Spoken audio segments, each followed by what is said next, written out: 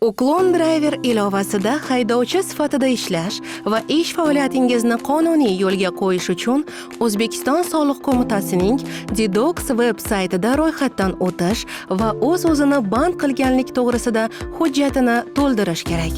Bu soliq organlarini sizning faoliyatingiz haqida rasmiy xabardor qilishimiz uchun zarur. Xavotir olmang, hammasi oddiy.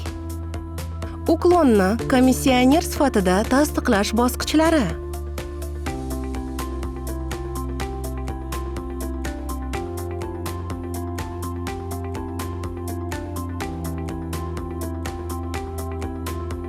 Dedox sayti telefoningiz brauzerida ochiladi.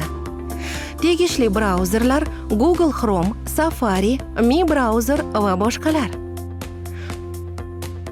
Telefoningizdagi kameraga kirishga ruxsat bering. U tasdiqlash jarayonida kerak bo'ladi. Veb-saytda to'liq yashash manzilingizni kiriting va ro'yxatdan o'tishni yakunlang.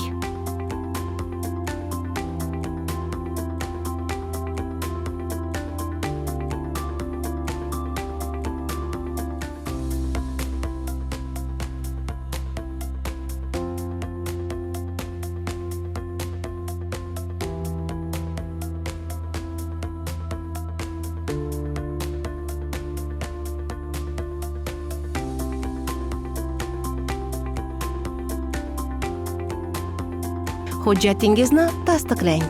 Uklon sizning komissioneringiz etib tayinlanishi uchun hujjatni to'liq tasdiqlaganingizga ishonch hosil qiling.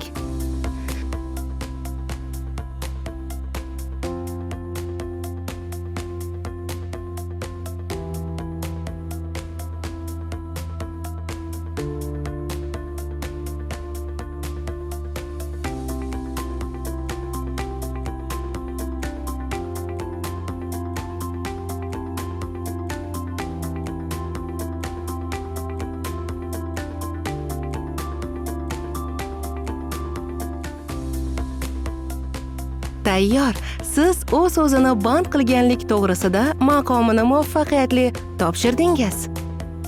Uklon Driverda hisobni faollashtirish.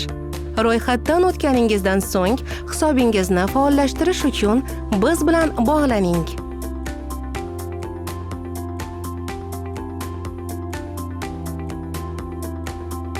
Eslatib o'tamiz. Dedox sayti orqali yuborilgan havola 7 kun amal qiladi. Agar muddat o'tgan bo'lsa, Uklon kompaniyasining registratsiya bo'limi xodimlariga murojaat qilishingiz kerak bo'ladi.